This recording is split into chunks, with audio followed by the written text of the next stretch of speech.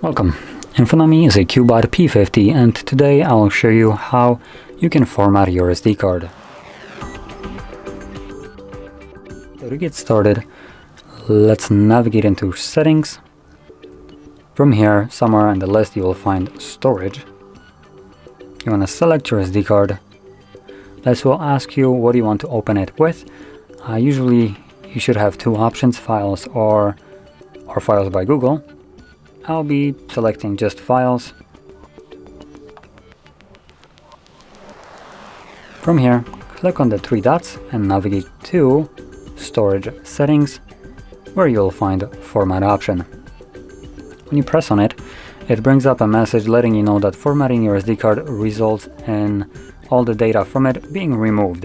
So if you have anything on your card that you would like to keep, do make a copy of it before you begin, otherwise you will lose your data and this process cannot be undone. Now, I don't have anything on my card that I want to keep, so format SD card. And as you can see, this begins the process, which only takes a couple of seconds, should be done any moment. There we go. So click on done, and that's it. So if you found this very helpful, don't forget to hit like, subscribe, and thanks for watching.